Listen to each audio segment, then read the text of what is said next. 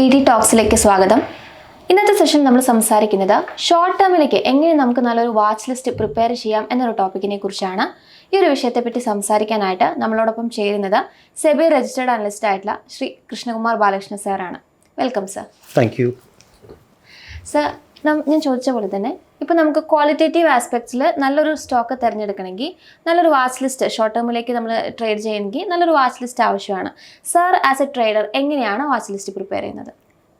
ഇതൊരു വളരെ ഡീറ്റെയിലിംഗ് വേണ്ട ഒരു ചോദ്യമാണ്.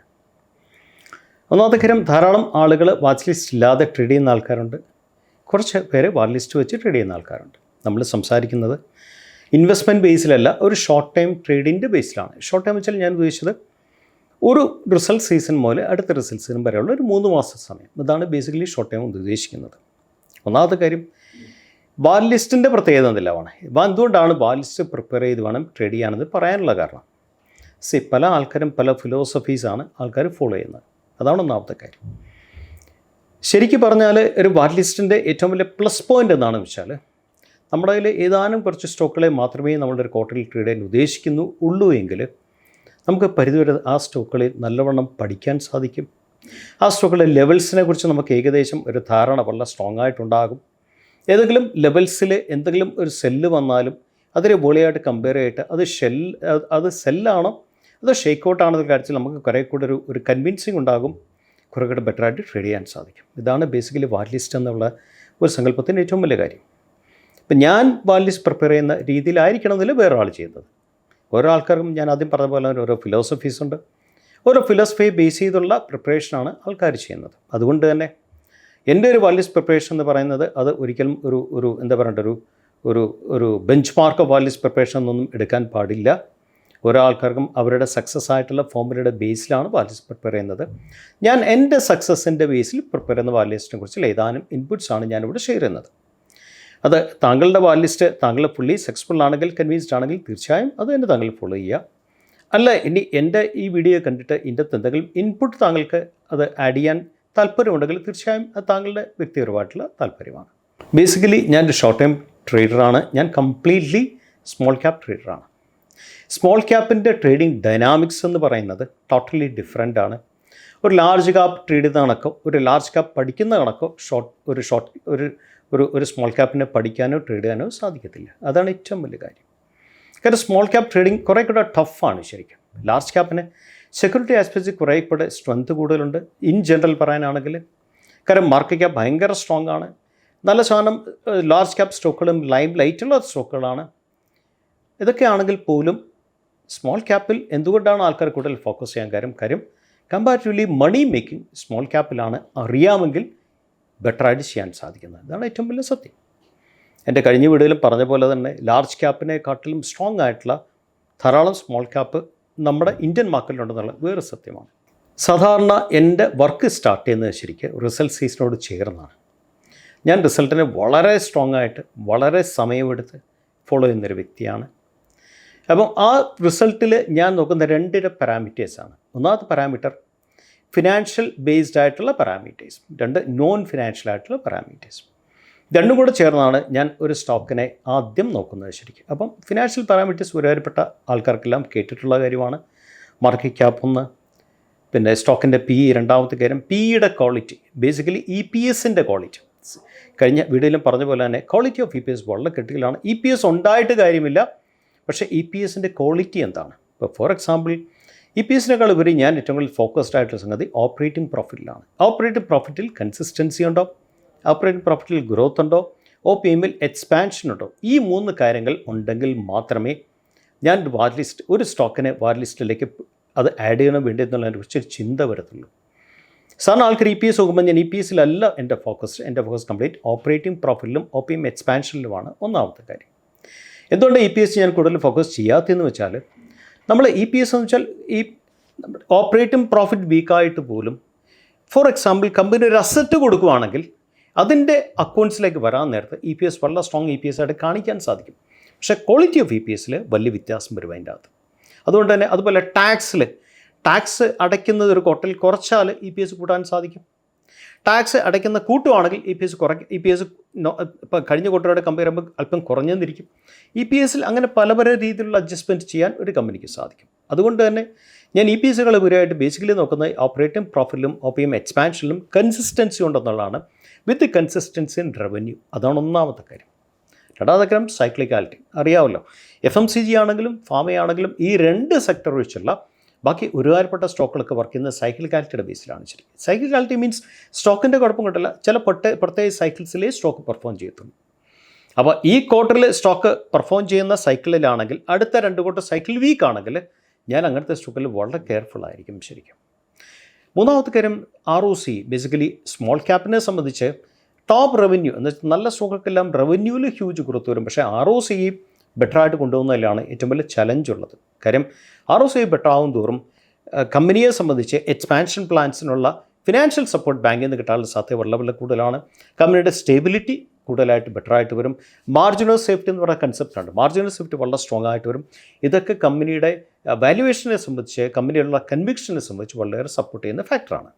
സോ അത് മാർജിനൽ സേഫ്റ്റി വളരെ ക്രിട്ടിക്കലാണ്. മാർജിനൽ സേഫ്റ്റിക്ക് ഒരു പ്രത്യേക ഒരു ഫോമുല പറയാൻ സാധിക്കത്തില്ല. മാർജിനൽ സേഫ്റ്റി നമ്മൾ നോക്കുന്നത് ബേസിക്കലി ROCയും OPM എക്സ്പാൻഷനും നോർമലി കഴിഞ്ഞ ഒരു 10-12 ക്വാർട്ടറായിട്ട് കൊടുക്കുന്ന OPM പെർസെൻറ്റേജും OPMലുള്ള ഗ്രോത്തും എല്ലാം കൂടെ നോക്കിയിട്ടാണ് നമ്മുടെ ഒരു ഫിലോസഫിക്കൽ ഒരു വ്യൂ ആണ് മാർജിനൽ സേഫ്റ്റി എന്താകണം എന്നുള്ളത്. ശരിക്കും ഇൻഡിവിജ്വൽ വ്യൂ ആണ് ഞാൻ പറയുന്നത്. അടുത്ത പോയിന്റ് ബേസിക്കലി കമ്പനി ഒരു ഗ്രോത്ത് കൊടുത്താൽ, ഒരു ക്വാർട്ടറിൽ ഗ്രോത്ത് കൊടുത്താൽ ഈ ഗ്രോത്ത് ബുക്ക് വാല്യൂവിലും കൂടാൻ സാധിക്കണം. എങ്കിൽ മാത്രമേ ഗ്രോത്ത് സസ്റ്റെയിൻ എന്നല്ല, ഗ്രോത്തിൻ്റെ ഒരു തരംഗം എല്ലാ രീതിയിലും കമ്പനിയുടെ ഫണ്ടേ സപ്പോർട്ട് ചെയ്യത്തുള്ളൂ. ശരിക്കും അതാണ് അടുത്ത നോക്കുന്ന കാര്യം. പിന്നെ നോക്കുന്ന വലിയ കാര്യം ഡെറ്റ് വലുതായിട്ട് കുറഞ്ഞ കമ്പനികൾ. വലിയ ഓപ്പറേറ്റിംഗ് പ്രോഫിറ്റ് കിട്ടിയിട്ട് കാര്യമില്ല. ഹ്യൂജായിട്ടുള്ള ഇൻട്രസ്റ്റ് ഡെറ്റ് ഉണ്ടെങ്കിൽ ഹ്യൂജായിട്ടുള്ള ഇൻട്രസ്റ്റ് കൊടുക്കേണ്ടി വന്നാൽ ദാറ്റ്സ് അൾട്ടിമേറ്റ്ലി കമ്പനിക്ക് വീട്ടിൽ കൊണ്ടുപോകാനായിട്ടുള്ള പൈസയിൽ കുറവ് സംഭവിക്കും. എന്തുമാത്രം ഡെറ്റ് ഉണ്ട്, ഡെറ്റ് എങ്ങനെ മാനേജ് ചെയ്യുന്നു, ഡെറ്റ് കുറയ്ക്കുന്നുണ്ടോ, അതുപോലെ തന്നെ ഡെറ്റ് ഇക്വിറ്റി റേഷ്യോ അത് ആസ് പെർ അക്കൗണ്ടിങ് പ്രിൻസിപ്പിൾ വെച്ച് 1ൽ താഴെ ആയിരിക്കണം. 1ൽ മേളിലാണെങ്കിലും 1.1 1.2 ഡസ് നോട്ട് മാറ്റർ വലുതായിട്ട്. പക്ഷേ ഈ ഡെറ്റിനെ സെർവ് ചെയ്യാനായിട്ടുള്ള ബാക്കിയുള്ള മാർജിനൽ സേഫ്റ്റി ഉണ്ടെങ്കിൽ മാത്രമേ ഡെറ്റ് എടുത്തിട്ട് കാര്യമുള്ളൂ. കമ്പനിയുടെ എക്സ്പാൻഷനും ആ ഡെറ്റ് കിട്ടിയ കൊണ്ടുള്ള ഹ്യൂജ് ആയിട്ട് റിട്ടേൺ വരുന്ന എക്സ്പാൻഷൻ ആയിരിക്കണം. അടുത്ത പോയിന്റ് ഞാൻ നോക്കുന്നത് പ്ലെഡ്ജഡ് പെർസെൻറ്റേജ് ഉണ്ടോ എന്നുള്ളതാണ്. പ്ലെഡ്ജഡ് പെർസെൻറ്റേജ് കൂടുന്തോറും അറിയാവില്ല അതിൻ്റെ ആയിട്ടുള്ള വീക്ക്നെസ്സുകൾ പലപ്പോഴും വരാൻ സാധ്യതയുണ്ട്. ബേസിക്കലി പല ആൾക്കാരും വാല്യുവേഷൻ നോക്കാറുണ്ട്, ഞാനും വാല്യുവേഷൻ നോക്കാറുണ്ട്. ഞാൻ നോക്കുന്ന വാല്യുവേഷൻ പാർട്ട് എപ്പോഴും കുറച്ച് വ്യത്യാസമാണ്. ശരിക്കും സാധാരണ ആൾക്കാർ വാല്യുവേഷൻ നോക്കുന്നത് ഇൻഡസ്ട്രി വേഴ്സസ് കമ്പനിയുടെ വാല്യുവേഷനാണ്. അതുപോലെ തന്നെ ബുക്ക് വാല്യൂ വേഴ്സസ് കമ്പനിയുടെ പ്രൈസാണ്. എബിറ്റ എൻ്റർപ്രൈസ് വാല്യൂ എബിറ്റ ആണ് പിന്നെ നോക്കുന്നത്. ശരിക്കും ഇതെല്ലാം ആൾക്കാർ വാല്യുവേഷൻ നോക്കാൻ നേരത്ത് നമുക്കൊരിക്കലും ഇതാണ് വാല്യുവേഷൻ എന്നുള്ള ഫിഗറിൽ ഒരിക്കലും എത്താൻ സാധിക്കത്തില്ല. വളരെ ലൈംലൈറ്റുള്ള കമ്പനികൾ, വളരെ ലൈംലൈറ്റുള്ള ഇൻഡസ്ട്രീസിൽ എപ്പോഴും വാല്യുവേഷൻ കൂടിക്കിടക്കും. നാച്ചുറലായിട്ടുള്ള കാര്യമാണ്.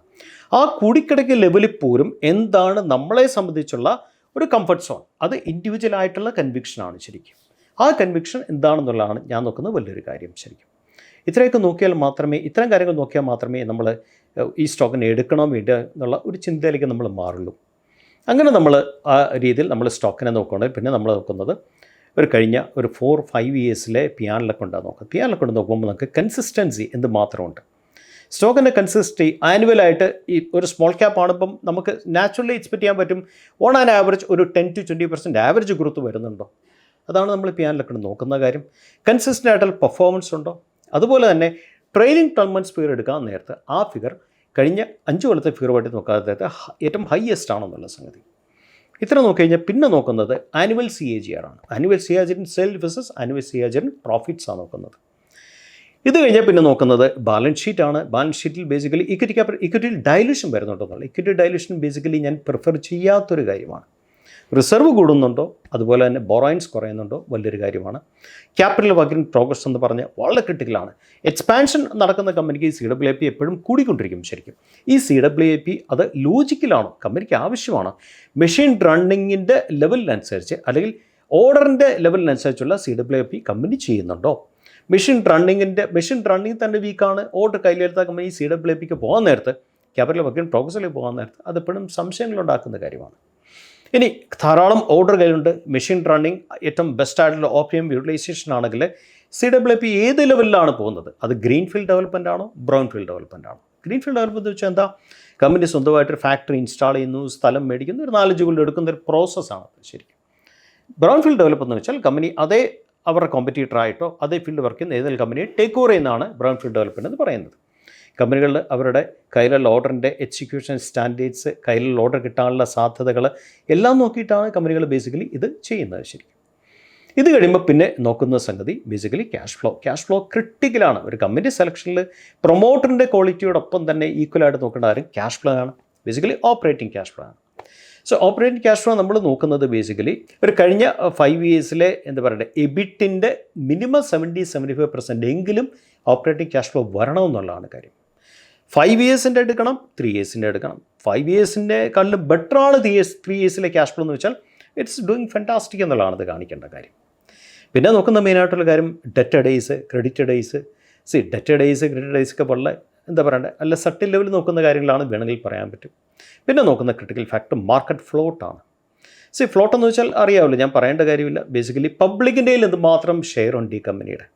എപ്പോഴും ഞാൻ നോക്കുന്നത് മാർക്കറ്റ് ഫ്ലോട്ട്, പബ്ലിക്കിൻ്റെ കയ്യിൽ ഷെയർ കുറവുള്ള കമ്പനികളാണ് ഞാൻ ഏറ്റവും കൂടുതൽ പ്രിഫർ ചെയ്യുന്നത്. കാര്യം പ്രൊമോട്ടറിൻ്റെ കയ്യിൽ വലിയൊരു ഒരു ഒരു ഒരു ഒരു പെർസെൻറ്റേജ് വരുന്നു, FIസിൻ്റെ പെർസെൻറ്റേജ് വരുന്നു, DSൻ്റെ പെർസെൻറ്റേജ് വന്നിട്ട് പബ്ലിക് ഡേയിൽ എപ്പോഴും ഞാൻ നോക്കുന്നത് എപ്പോഴും 20% താഴെയുള്ള public float, that means market float 20% താഴെയുള്ള കമ്പനികളാണ് ബേസിക്കലി ഞാൻ എപ്പോഴും പ്രിഫർ ചെയ്യുന്ന കാര്യം വെച്ചാൽ ഇങ്ങനത്തെ കമ്പനികൾ തട്ടുകേട് എന്തെങ്കിലും വന്നാൽ പോലെ അവർക്ക് കുറേ കൂടെ സ്റ്റെബിലിറ്റി കൂടുതൽ കിട്ടും.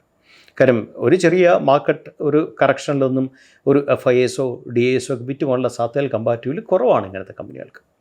ഇതാണ് ബേസിക്കലി ഞാൻ നോക്കുന്നത്. ഇത്ര നോക്കിയതിന് ശേഷം ഞാൻ നോക്കുന്ന ക്രിട്ടിക്കൽ ഫാക്ടർ ക്രെഡിറ്റ് റിപ്പോർട്ടാണ്. ക്രെഡിറ്റ് റിപ്പോർട്ട് ബേസിക്കലി വളരെ ക്രിട്ടിക്കലാണ്. ക്രെഡിറ്റ് റിപ്പോർട്ട് തന്നെ വായിച്ചാൽ തന്നെ നമുക്ക് നല്ലൊരു ഐഡിയ കിട്ടും കമ്പനിയുടെ മൂവ്മെൻറ്റ് എങ്ങോട്ടാണ്. ക്രെഡിറ്റ് റിപ്പോർട്ടിൽ എൻഹാൻസ്മെൻറ്റ് വരുന്നുണ്ടോ, അല്ലെങ്കിൽ ക്രെഡിറ്റ് റിപ്പോർട്ട് ശരിക്കും റീഅഫർമേഷനാണോ വരുന്നത്, അതിൻ്റെ അകത്ത് തന്നെ ലിക്വിഡിറ്റി പൊസിഷൻ സ്ട്രോങ് ആണോ, വീക്ക് ആണോ, ആവറേജ് ആണോ, അഡിക്വേറ്റ് ആണോ എന്നുള്ള ഡീറ്റെയിൽ കിട്ടും. അതിനോടൊപ്പം തന്നെ കഴിഞ്ഞ 3 ഇയേഴ്സിലെ ക്രെഡിറ്റ് റിപ്പോർട്ടിലുള്ള കമ്പനിയുടെ ക്രെഡിറ്റ് എൻഹാൻസ്മെൻറ്റ് എത്ര പ്രാവശ്യം കിട്ടിയിട്ടുണ്ട് എന്നുള്ളതിനെക്കുറിച്ച് ഡീറ്റെയിൽ കിട്ടും. ചില ക്രെഡിറ്റ് റിപ്പോർട്ടിൽ എൻഹാൻസ്മെൻറ്റ് പകരം ശരിക്കും പറഞ്ഞാൽ റിപ്പോർട്ടിൽ അവർ ഒരു ഡിമോഷനാണ് കാണിക്കുന്നത്. ശരി, അത് കാണിക്കുന്നത് പെർഫോമൻസിലെ വീക്ക്നെസ് വരുമ്പോഴാണ് കഴിഞ്ഞ ക്രെഡിറ്റ് റിപ്പോർട്ടിൻ്റെ കാലം ഒരു മോശമായിട്ടുള്ള റിപ്പോർട്ടിംഗ് വരുന്നത്. ഇങ്ങനത്തെ കമ്പനികളൊക്കെ നമുക്ക് റെഡ് ഫ്ലാഗ്സ് ആണ്, നമുക്ക് ഓൺ ദി സ്പോട്ടിൽ അവോയ്ഡ് ചെയ്യാൻ സാധിക്കും.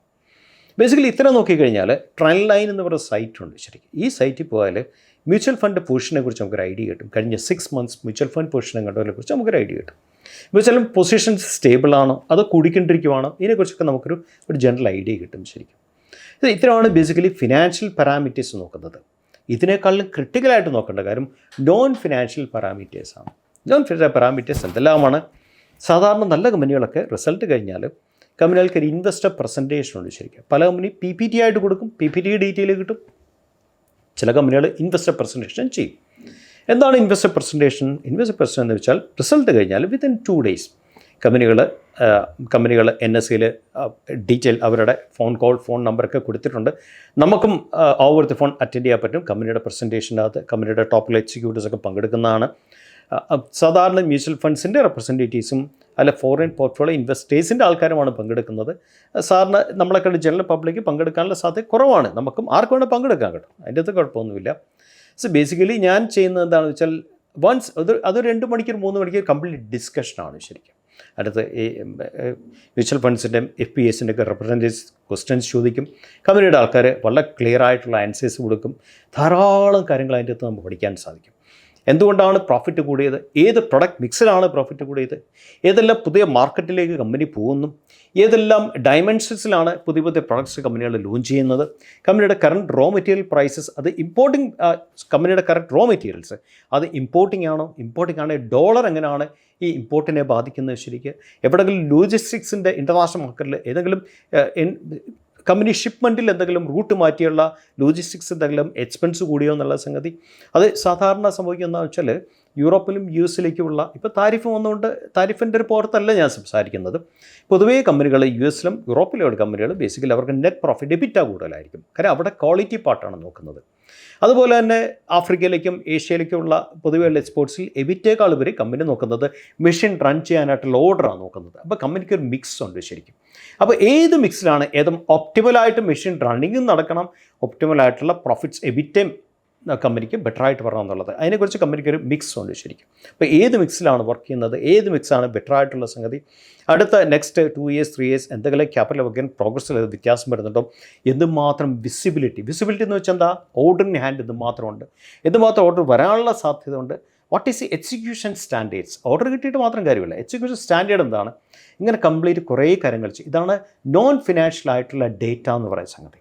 പിന്നെ പല ഇൻഡസ്ട്രിക്കും ചില പ്രത്യേകതകളുണ്ട്. ഫോർ എക്സാമ്പിൾ നമ്മൾ എന്താ പറയണ്ടേ, ലേറ്റസ്റ്റ് ആയിട്ട് നമ്മൾ പറയാനാണെങ്കിൽ ഇപ്പോൾ ഐ ടി ഇൻഡസ്ട്രി നമ്മൾ നോക്കുന്നത് ഫിനാൻഷ്യൽ പാരാമീറ്റേഴ്സിൻ്റെ ഒപ്പം തന്നെ നമ്മൾ നോക്കുന്ന കുറച്ച് കാര്യങ്ങളുണ്ട്. അപ്പോൾ ഒന്നാമത്തെ കാര്യം ലാർജ് ഡീൽസ് എന്ന് മാത്രം കിട്ടി കമ്പനിയെ സംബന്ധിച്ച്, ഇത് മാത്രം അട്രീഷൻ റേറ്റ് ഉണ്ട് ശരിക്കും. ഇത് നമ്മൾ മെയിനായിട്ട് നോക്കുന്ന 2-3 കാര്യങ്ങളാണ്. ഇപ്പോൾ ഫോർ എക്സാമ്പിൾ എന്താ പറയണ്ടേ, ഇപ്പോൾ നമ്മൾ ടെലികോമിൽ ഒരു കമ്പനി നമ്മൾ അസസീവ് ആണെങ്കിൽ നമ്മൾ നോൺ ഫിനാൻഷ്യൽ പാരാമീറ്റേഴ്സ് നോക്കുന്നതാണ് ആർപു, ആവറേജ് റേറ്റ് പെർ യൂസർ എന്തുമാത്രം കൂടിയിട്ടുണ്ട്, എന്തുമാത്രം സബ്സ്ക്രൈബേഴ്സിൻ്റെ എണ്ണം എന്തുമാത്രം കൂടിയിട്ടുണ്ട്. അങ്ങനെ ഓരോ ഇൻഡസ്ട്രിക്കും ഓരോ പർട്ടിക്കുലർ ആയിട്ടുള്ള നോൺ ഫിനാൻഷ്യൽ ആയിട്ടുള്ള പാരാമീറ്റേഴ്സ് ഉണ്ട്. ഈ പാരാമീറ്റേഴ്സ് വളരെ ക്രിട്ടിക്കലാണ് ഒരു കമ്പനിയുടെ അസസ്മെൻറ്റിൽ. ശ്രദ്ധിക്കേണ്ട കാര്യം, ഇതൊക്കെ വിത്തിൻ 1 day കംപ്ലീറ്റ് ചെയ്യുന്ന കാര്യങ്ങളാണ്. ഇതിനൊന്നും കുറേ സമയം നമ്മൾ എടുക്കില്ല. നമ്മളിതൊക്കെ വൺസ് നമ്മൾ ആദ്യമൊക്കെ ചെയ്യാൻ നേരത്ത് ഇതിൻ്റെ ആയിട്ടുള്ള ടഫ്നെസ് നമുക്ക് ഫീൽ ചെയ്യും. പക്ഷേ കുറേ നാൾ ചെയ്ത് കഴിയുമ്പോൾ ഇതൊക്കെ വളരെ എളുപ്പമായിട്ട് നമുക്ക് തോന്നും. കുറേ സ്ട്രെയിനും പെയിനും ഉള്ള സംഗതിയാണ്. പക്ഷേ നമ്മൾ റിസൾട്ട് വന്നാൽ വിത്തിൻ എന്താ പറയുക 24 hours or 48 hours നമ്മൾ അത് എടുക്കണം വിടുന്നുള്ള ഫൈനൽ ലെവലിലേക്ക് നമ്മൾ എത്തിയിരിക്കും. ശരിക്കും എത്തുന്നതിൻ്റെ ക്ലബ് ചെയ്തുള്ള സംഗതി ഫിനാൻഷ്യൽ പാരാമീറ്റേഴ്സിൻ്റെ ഒപ്പം തന്നെ നോൺ ഫിനാൻഷ്യൽ പാരാമീറ്റേഴ്സും കൂടെ ചേർന്നാണ് നമ്മൾ ഫൈനലി ഡിസൈഡ് ചെയ്യുന്നത് ഈ സ്റ്റോക്കിനെ മേടിക്കണോ വിടണം തീരുമാനം. ഞാൻ എൻ്റെ കാര്യമാണ് പറയുന്നത്. അതിൻ്റെ അകത്ത് നോക്കുന്ന കാര്യങ്ങളാണ് ഞാൻ ഇപ്പം നിങ്ങളോട് സംസാരിച്ചത്. ഇങ്ങനെ കുറേ ഫാക്ടേഴ്സിനോടൊപ്പം തന്നെ ഇത്രയും കാര്യങ്ങളിൽ ഫണ്ടാ പാർട്ട് നോക്കുകയാണെങ്കിൽ പിന്നെ ഞാൻ നോക്കുന്നത് ബേസിക്കലി കമ്പനിയുടെ ആ എന്താ പറയേണ്ട സ്ട്രക്ചറാണ്. ബേസിക്കലി നമ്മൾ ടെക്നിക്കൽ സൈഡ് നോക്കാത്തടുത്ത് ബിഹേവിയർ പാറ്റേണും സ്ട്രക്ചറുമാണ് നോക്കുന്നത്. എന്താണ് ബിഹേവിയർ പാറ്റേൺ, എന്താണ് സ്ട്രക്ചർ? ബിഹേവിയർ പാറ്റേണിൻ്റെ ഒരു എക്സാമ്പിൾ പറഞ്ഞാൽ ചില കമ്പനികൾ ഒരു ബ്രേക്കൗട്ട് കൊടുത്താൽ ഭയങ്കരമായിട്ട് കയറിപ്പോകും. അത് പെട്ടെന്ന് തിരിച്ച് എന്താ പറയേണ്ടത്, ഒരു ബ്രേക്കൗട്ട് കൊടുത്താൽ 20% 30% ഒക്കെ ഹിസ്റ്റോറിക്കലി കയറിപ്പോകുന്ന കമ്പനികളുണ്ട്. അതാണ് അതിൻ്റെ ഒരു ബിഹേവിയർ പാറ്റേൺ. അത് ചില കമ്പനികൾ ബ്രേക്കൗട്ട് കൊടുത്താൽ പോലും ചിലപ്പോൾ അവിടെ കുറേ നാൾ കിടന്നിട്ടേ അടുത്ത ലെവലിലേക്ക് പോകത്തുള്ളൂ. ചില കമ്പനികളുടെ നമ്മളെ ക്യാൻഡിൽ നോക്കുകയാണെങ്കിൽ മേളിലായിരിക്കും ബിക്ക് കൂടുതൽ ഫോം ചെയ്യുന്നത്. ഇതെല്ലാം ഡിഫറെൻറ്റ് ടൈപ്സ് ഓഫ് ബിഹേവിയറിലാണ് കമ്പനികൾ സ്റ്റോക്കുകൾ വർക്ക് ചെയ്യുന്നത്. ബേസിക്കലി ഇതാണ് ബിഹേവിയർ പാറ്റേൺ. പിന്നെ നോക്കുന്ന സംഗതി പ്രൈസ് ആക്ഷൻ എന്തുമാത്രം എന്താ പറയണ്ടേ, സ്ട്രക്ചർ കയറിപ്പോകുന്ന സ്ട്രക്ചർ എന്തുമാത്രം സ്മൂത്താണ്, ഇറങ്ങി വരുന്ന അഥവാ എവിടെയെങ്കിലും കൊച്ചു കറക്ഷൻ വന്നാൽ ലീനിയർ എന്ന് വെച്ചാൽ എന്താ, വലിയ കറക്ഷൻ വരാതെ കൊച്ചു ക്യാൻഡിൽസ് താഴെ വന്നിട്ട് വലിയ വോളിയം വരാതെ പിന്നെയും ഹ്യൂജായിട്ട് കയറി പോകുമ്പോൾ ട്രെൻഡ് മാനേജ്മെൻറ്റ് ക്യാൻഡിൽസ് ഉണ്ടാവും. എന്താണ് ട്രെൻഡ് മാനേജ്മെൻറ്റ് ക്യാൻഡിൽ എന്ന് വെച്ചാൽ സ്ട്രോങ് ആയിട്ടുള്ള ഗ്രീൻ ക്യാൻഡിൽസ്, സ്ട്രോങ് ആയിട്ടുള്ള പ്രൈസിൽ എൻഹാൻസ്മെൻറ്റ് കൊടുത്ത ക്യാൻഡിൽസ്. ഒരു 3-4 കൊച്ചു ക്യാൻഡിൽ വന്നിട്ട് വലിയൊരു ഗ്രീൻ ക്യാൻഡിൽ വരുന്നു, പിന്നെ വീണ്ടും 2-3 കൊച്ചു ക്യാൻഡിൽ വന്നിട്ട് പിന്നെ ഒരു സ്ട്രോങ് ഗ്രീൻ ക്യാൻഡിൽ വരുന്നു. ഇതൊക്കെ ബിഹേവിയർ പാറ്റേണിൽ പെടുന്ന കാര്യങ്ങളാണ്. ഇങ്ങനത്തെ കമ്പനികൾ, ഇങ്ങനത്തെ സ്റ്റോക്കുകൾ, അപ്പോൾ ഞാൻ ആദ്യം നോക്കിയ ലെവലിൽ നിന്ന് രണ്ടാമത് നോക്കുന്ന ഇങ്ങനത്തെ പാറ്റേൺസ് ഉള്ള സ്റ്റോക്കുകൾ. ഈ പാറ്റേൺ സ്റ്റോക്കിനോടൊപ്പം തന്നെ നോക്കുന്നത് മികച്ച പ്രൈസ് ആക്ഷനുള്ള സ്റ്റോക്കുകൾ. ഞാൻ ഒരിക്കലും എന്താ പറയണ്ടേ, ഒരു ഏറ്റവും താഴത്തെ ബോട്ടത്തിൽ നിന്ന് സ്റ്റോക്ക് എടുത്ത് ചെയ്യുന്ന വ്യക്തിയേ അല്ല. Buy high and sell higher എന്നുള്ള ഒരു ഫിലോസഫി വിശ്വസിക്കുന്ന വ്യക്തിയാണ്. അപ്പോൾ എൻ്റെ എല്ലാ ബൈസും ശരിക്കും പറഞ്ഞാൽ ഓൾ ടൈം ഹൈയിൽ നിന്നും വിത്തിൻ 25% കറക്ഷനിൽ കിടക്കുന്ന സ്റ്റോക്കുകളായിരിക്കും. സോ ഒന്നിലെ ഓൾ ടൈം ഹൈ സ്റ്റോക്കുകളാണ് ഞാൻ ട്രേഡ് ചെയ്യാൻ ആഗ്രഹിക്കുന്നത്. അല്ലെങ്കിൽ 80s ലെവലിൽ നിന്നും വിത്തിൻ 25% ലെവലിൽ നിൽക്കുന്ന സ്റ്റോക്കുകളായിരിക്കും ഞാൻ എപ്പോഴും ട്രേഡ് ചെയ്യാൻ ഉദ്ദേശിക്കുന്നത്. അങ്ങനത്തെ സ്റ്റോക്കുകളിൽ കഴിഞ്ഞൊരു 3 മാസം കൊണ്ട് 30-40% ഗ്രോത്ത് വന്നിട്ടുണ്ടെങ്കിൽ എന്നെ സംബന്ധിച്ച മൊമൻറ്റം സ്റ്റോക്കുകളാണ്. ആ സ്റ്റോക്കിൽ ഓൾറെഡി മൊമൻറ്റം ഉണ്ട്. ഇങ്ങനത്തെ സ്റ്റോക്കുകളാണ് ഞാൻ എൻ്റെ ബൈ പ്ലാൻ ചെയ്യുന്നത് ശരിക്കും. അപ്പോൾ ഇത്രയും കാര്യങ്ങൾ നോക്കിയാൽ മാത്രമേ ഞാൻ ഒരു സ്റ്റോക്കിനെ ഞാൻ പറഞ്ഞല്ലോ 24 hours 48 hours ഉള്ളിൽ ഞാൻ ഒരു സ്റ്റോക്കിനെ സെലക്ട് ചെയ്യാറുള്ളൂ. ഈ സെലക്ഷന് ഞാൻ പറയുന്നത് ബേസിക്കലി ഫോക്കസ് ലിസ്റ്റ് എന്നാണ്. എല്ലാ ക്വാർട്ടറിലും സാധാരണ എനിക്കൊരു 40-45 സ്റ്റോക്ക് ഫോക്കസ് ലിസ്റ്റ് കാണും. ഈ ഫോക്കസ് ലിസ്റ്റിൽ വെച്ചാണ് എൻ്റെ ട്രേഡ്സ് കംപ്ലീറ്റ് പ്ലാൻ ചെയ്യുന്നത്. രണ്ടാമത്തെ കാര്യം, ടെക്നിക്കൽ സൈഡിൽ നമ്മൾ ഈ ഫോക്കസ് ലിസ്റ്റ് പ്രിപ്പയർ ചെയ്യുമ്പോൾ ഞാൻ നോക്കുന്ന വേറെ ക്രിട്ടിക്കൽ കൺസെപ്റ്റ് എന്താണെന്ന് വെച്ചാൽ റിലേറ്റീവ് സ്ട്രെങ്ത് എന്ന് പറയും. ശരിക്കും RS എന്ന് പറയും. Relative strength, that means main ഇൻഡെക്സുമായിട്ട് അല്ലെങ്കിൽ യൂണിവേഴ്സൽ ഇൻഡെക്സുമായിട്ട് ഞാൻ എടുക്കുന്ന സ്റ്റോക്ക്, ഞാൻ എടുക്കുന്ന സെക്ടർ സ്ട്രോങ് ആണോ എന്ന് നോക്കും ശരിക്കും. അതിന് RS എന്ന് പറയുന്ന ഒരു ഇൻഡിക്കേറ്ററാണ് യൂസ് ചെയ്യുന്നത്. RSൽ ചില ഡിഫറെൻറ്റ് ടൈപ്സ് ഓഫ് എന്താ പറയേണ്ടത് പാരാമീറ്റേഴ്സ് വെച്ചാണ് ഞാൻ സ്റ്റോക്കുകൾ സെലക്ട് ചെയ്യുന്നത്. സോ RS55 എന്ന് പറയാം, RS21 എന്ന് പറയാം. ഇതിൻ്റെ ഒക്കെ സ്ട്രോങ് ആയിട്ടുള്ള സ്റ്റോക്കുകൾ. ഇതിൻ്റെ അകത്ത് തന്നെ ചില കൺസെപ്റ്റ്സ് ഉണ്ട്. അത് പറയുന്നത് പർപ്പിൾ ഡോട്ട് ബ്ലൂ ഡോട്ട് എന്ന് പറയുന്ന ചില കൺസെപ്റ്റ്സ് ഉണ്ട്. ഈ കൺസെപ്റ്റ്സ് സാറ്റിസ്ഫൈ ചെയ്യുന്ന സ്റ്റോക്കാണ് നോക്കുന്നുള്ളതാണ് ഞാൻ നോക്കുന്നത് വേറൊരു കാര്യം. ഞാൻ ഒരു വിധത്തിലുള്ള ഇൻഡിക്കേറ്ററും യൂസ് ചെയ്യുന്ന ഒരു വ്യക്തിയേ അല്ല. ഞാൻ ഉപയോഗിക്കുന്ന ഒരേ ഒരു ഇൻഡിക്കേറ്റർ എന്ന് പറയുന്നത് മൂവിങ് ആവറേജ് മാത്രമേ ഉള്ളൂ. ബാക്കി കംപ്ലീറ്റ് പ്രൈസ് ആക്ഷൻസ് ആണ്. പ്രൈസ് ആക്ഷൻ്റെ indicator Fibonacci is a part of price action, relative strength is a part of price action. അല്ലാതെ സാധാരണ ആൾക്കാർ ഉപയോഗിക്കുന്ന ഒരു ഇൻഡിക്കേറ്ററും ഞാൻ ഉപയോഗിക്കില്ല എന്നുള്ളതാണ് ഏറ്റവും വലിയ സത്യമായിട്ടുള്ള കാര്യം. ഇങ്ങനെ ചെയ്ത് കഴിഞ്ഞതിന് ശേഷം ഞാൻ പറഞ്ഞല്ലോ എൻ്റെ ട്രേഡ്സ് എല്ലാം വിത്തിൻ 3 months ആണ്. ദാറ്റ് മീൻസ് ഈ ക്വാർട്ടറിൽ ഈ റിസൾട്ട് സീസണിൽ സ്റ്റാർട്ട് ചെയ്ത് അടുത്ത റിസൾട്ട് സീസണിന് മുമ്പ് എല്ലാ സ്റ്റോക്കിൽ നിന്ന് ഇറങ്ങാമെന്നുള്ള ഫിലോസഫിയിൽ വർക്ക് ചെയ്യുന്നൊരു വ്യക്തിയാണ് ഞാൻ. അപ്പോൾ ഞാൻ എന്താ ചെയ്യുന്നതെന്ന് വെച്ചാൽ ഓരോ ഒരു 2 ആഴ്ച കൂടുമ്പോഴും എൻ്റെ കയ്യിലുള്ള focus list may be less than 50 സ്റ്റോക്സിനെ ഞാൻ റീഅസസ് ചെയ്യും. അതിൻ്റെ അകത്ത് സ്ട്രക്ചർ വൈസ് ഏതെല്ലാം സ്റ്റോക്കുകൾ വീക്കായെന്ന് വെച്ചാൽ ഞാൻ ആ സ്റ്റോക്കിൽ ഒരു റെഡ് മാർക്ക് ഇടും ശരിക്കും. വീക്ക് അല്ലാത്ത സ്ട്രോങ് ആയിട്ടുള്ള സ്റ്റോക്കുകൾ പിന്നെ കൂടുതലായിട്ട് ഫോക്കസ് ചെയ്യും ശരിക്കും.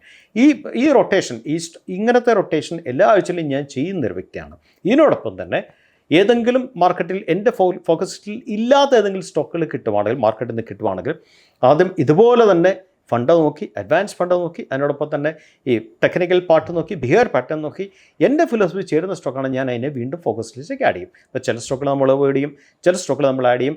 അങ്ങനെ സ്റ്റോക്കിനെ ഫിൽറ്റർ ചെയ്തുകൊണ്ടേയിരിക്കും. ആ ബേസിലാണ് എൻ്റെ കംപ്ലീറ്റ് ട്രേഡ്സും. ഞാൻ ഒരിക്കലും ഒരു ബ്രേക്കൗട്ട് ട്രേഡറല്ല.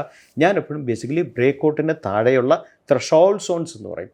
ത്രഷോൾഡ് സോൺസിൽ സാധാരണ less than 3% stop loss work ചെയ്യുന്ന വ്യക്തിയാണ്. സാധാരണ 2% ഒക്കെ സ്റ്റോപ്പ് ലോസ് വിൽക്കാറുള്ളൂ. കാര്യം ത്രഷോൾഡ് സോൺസിൻ്റെ പ്രത്യേകത എന്താണെന്ന് വെച്ചാൽ ഒന്ന് സ്റ്റോപ്പ് ലോസ് വളരെ കുറവായിരിക്കും, 2 നമുക്കൊരു ഫെയിലുവർ സംഭവിക്കുകയാണെങ്കിലും നമ്മുടെ റിസ്ക് ഫാക്ടർ ഡിഫൈൻഡ് ആണ്, 3 നമുക്കൊരു സക്സസ് കിട്ടുവാണെങ്കിൽ റിസ്ക് റിവാർഡ് റേഷ്യോ ഭയങ്കര കൂടുതലായിരിക്കും ശരിക്കും. അപ്പം ഇങ്ങനെയാണ് എൻ്റെ ട്രേഡ്സ് കംപ്ലീറ്റ് ഞാൻ പ്ലാൻ ചെയ്യുന്നത് ശരിക്കും. ഇതിൻ്റെ 2-3 കാര്യം കൂടെ പറയാനായിട്ടുണ്ട്. ഒന്ന് ഞാൻ ചെയ്യുന്ന ഷോർട്ട് സ്വിംഗ് ട്രേഡാണ്. രണ്ടാമത്തെ ട്രേഡ് ഞാൻ പ്ലാൻ ചെയ്തത് മൊമെൻറ്റം ട്രേഡ്സ് ആണ്. എപ്പോഴും മൊമെൻറ്റം ട്രേഡ് ചെയ്യുന്നത് ഒരു ക്വാർട്ടറിൻ്റെ അവസാനത്തിലേക്ക് പോകുമ്പം ഷോർട്ട് സ്വിംഗിൽ നിന്ന് മാറി സാധാരണ ഒരു ട്രേഡ് എടുത്താൽ 1 മാസം, 1.5 മാസം, 2 മാസം, 3 മാസമൊക്കെ നിൽക്കുന്ന സമയത്ത് ഈ ക്വാർട്ടർ തീരാൻ നേരത്ത് പതുക്കെ ആ SST എന്നുള്ള ഷോർട്ട് സ്വിംഗിൽ നിന്ന് മാറിയിട്ട് പിന്നെ മൊമെൻറ്റം ട്രേഡ്സിലേക്ക് മാറും. കാര്യം എന്താണെന്ന് വെച്ചാൽ പല സ്റ്റോക്കുകളും എന്താ പറയണ്ടത് റാലി എക്സ്റ്റൻഷൻ വരും ശരിക്കും. എക്സ്റ്റൻഷൻ വരുമ്പോൾ ഇങ്ങനത്തെ സ്റ്റോക്കുകളിലൊക്കെ ബേസിക്കലി നമ്മൾ ഒരു ക്വാർട്ടർ തീരുന്ന സമയത്ത്, ഒരു ക്വാർട്ടർ തീരുന്നതിൻ്റെ 15 days മുതൽ പുതിയ ഓർഡർ തുടങ്ങുന്ന 15 days വരെയുള്ള 30 days പറയുന്ന പേരാണ് ക്വാർട്ടർ കസ്പ്. എപ്പോഴും സ്മോൾ ക്യാപ്പിലും മിഡ് ക്യാപ്പിലും ലീഡർഷിപ്പ് ചേഞ്ച് വരുന്നത് ക്വാർട്ടർ കസ്പിലാണ് ശരിക്കും. കസ്പിലാണ് നിങ്ങൾക്ക് പല സമയത്ത് കാണാൻ പറ്റും ധാരാളം സ്റ്റോക്കുകൾ പെട്ടെന്ന് കയറിപ്പോകുന്ന കാണാൻ പറ്റും, പെട്ടെന്ന് ഇറങ്ങിപ്പോകുന്നത് കാണാൻ സാധിക്കും. ഇങ്ങനെ എൻ്റെ കയ്യിൽ അല്ലാത്ത പല സ്റ്റോക്കുകളും ഈ സമയത്ത് കയറുന്ന കണ്ടാൽ മനസ്സിലാക്കണം. അതിൻ്റെ കൂടുതലായിട്ടുള്ള 2-3 കാര്യങ്ങളുണ്ട്. ഒന്ന് സൈക്ലിക്കാലിറ്റിയുടെ ഫാക്ടർ, അടുത്ത സൈക്കിളിൽ പെർഫോം ചെയ്യാൻ സാധ്യതയുള്ള സ്റ്റോക്കുകളായിരിക്കും കയറുന്നത്.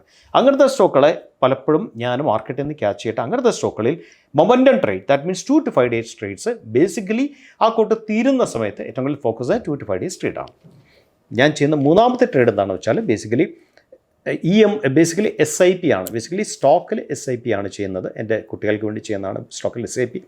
അത് ചെയ്യുന്നത് എന്താണെന്ന് വെച്ചാൽ സ്റ്റോക്കിന് ഒരു ലൈഫ് സൈക്കിളുണ്ട്. എല്ലാ സ്റ്റോക്കിനും എല്ലാ ഇക്വിറ്റിക്കും ഒരു ലൈഫ് സൈക്കിളുണ്ട്.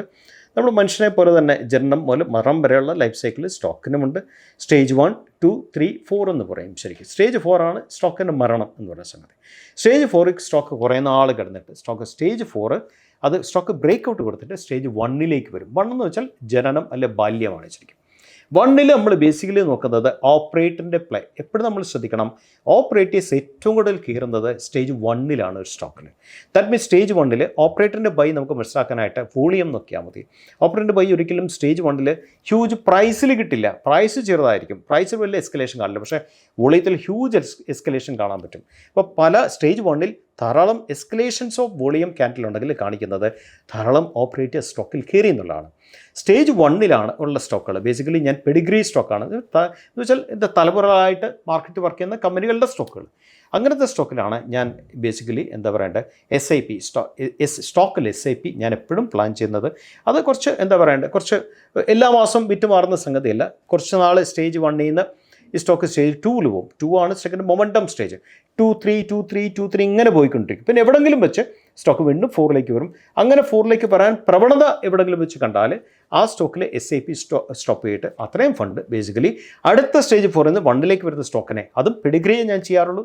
എന്ന് വെച്ചാൽ അറിയാമല്ലോ, എസ്റ്റാബ്ലിഷ്ഡ് ആയിട്ടുള്ള കമ്പനികളുടെ സ്റ്റോക്കുകൾ അങ്ങനത്തെ ഒരു ക്യാച്ച് ചെയ്യാൻ നേരത്തെ അതിൻ്റെ അകത്ത് വീണ്ടും ഈ പറയുന്ന ഒരു SIP കംപ്ലീറ്റ് കിട്ടുന്ന ഫണ്ട് പ്ലസ് അഡീഷണൽ ആയിട്ട് മന്ത്ലി മുടക്കുന്ന ഫണ്ട് കൂടെ ആയിട്ട് ആ SIP വീണ്ടും സ്റ്റാർട്ട് ചെയ്യും. ഇങ്ങനെയാണ് എൻ്റെ 3 ടൈപ്പ് ട്രേഡ്സും ഞാൻ പ്ലാൻ ചെയ്യുന്നത്. അപ്പോൾ സാർ വളരെ ഡീറ്റെയിൽ ആയിട്ടാണെന്ന് പറഞ്ഞത്. പലതും ഇപ്പോൾ ഒറ്റ സ്ട്രെച്ചിൽ പറഞ്ഞുകൊണ്ട് തന്നെ പ്രേക്ഷകർക്ക് കുറേ കാര്യങ്ങൾ കുറച്ചും കൂടെ ഡീറ്റെയിൽ ആയിട്ട് അറിയണമെന്നുണ്ടായിരിക്കും. ഞാൻ കൺക്ലൂഷന് വേണ്ടിയിട്ട് ചോദിക്കുകയാണ് സാർ, ഇത്രയും ഡാറ്റാസ് ഒരുപാട് ഇൻഫർമേഷൻസ് എടുക്കുന്നുണ്ടല്ലോ. അപ്പോൾ ഈ ഡാറ്റാസ് എടുക്കുന്നത് ഏതൊക്കെ സൈറ്റുകളാണ് സാർ സജസ്റ്റ് ചെയ്യുക? ഞാൻ ബേസിക്കലി സ്റ്റോക്ക് അനാലിസിസ് ഉപയോഗിക്കുന്ന screener.in എന്ന് പറയുന്ന സൈറ്റാണ്. വളരെ നല്ലൊരു സൈറ്റായിട്ട് എനിക്ക് തോന്നിയിട്ടുണ്ട്. സോ സ്ക്രീനർ ഞാൻ വർഷങ്ങളായിട്ട് ഉപയോഗിക്കുന്ന സ്ക്രീനറാണ് ഒന്നാമത്തെ കാര്യം. പിന്നെ മ്യൂച്വൽ ഫണ്ട്സിൻ്റെ നോക്കാനായിട്ട് ഉപയോഗിക്കുന്ന ട്രെൻഡ് ലൈനാണ് രണ്ടാമത്തെ കാര്യം നോക്കുന്നത്. പിന്നെ എൻ്റെ എല്ലാ ടെക്നിക്കൽ അനാലിസിസും ചെയ്യുന്നത് ട്രേഡിംഗ് വ്യൂ തന്നെയാണ് ഉപയോഗിക്കുന്നത്. Thank you so much sir, ഇത്രയും സമയം നമ്മളോടൊപ്പം ചിലവഴിച്ചതിന്. ഞാൻ പറഞ്ഞ പോലെ തന്നെ നമ്മൾ ഒറ്റ സ്ട്രെച്ചിൽ ഒരുപാട് കാര്യങ്ങൾ സംസാരിച്ചിരുന്നു. അപ്പോൾ നമ്മൾ ഈ സാർ സംസാരിച്ച വിഷയത്തിൽ നിങ്ങൾക്ക് എക്സ്പ്ലനേഷൻ വേണമെന്നുണ്ടെങ്കിൽ തീർച്ചയായിട്ടും കമൻറ്റ് സെക്ഷനിൽ പറയുകയാണെങ്കിൽ നമ്മൾ മറ്റൊരു സെഷനിൽ അത് എക്സ്പ്ലെയിൻ ചെയ്യുന്നതായിരിക്കും. ഏതായാലും മറ്റൊരു വിഷയമായി ET ടാക്സിൽ വീണ്ടും കാണാം.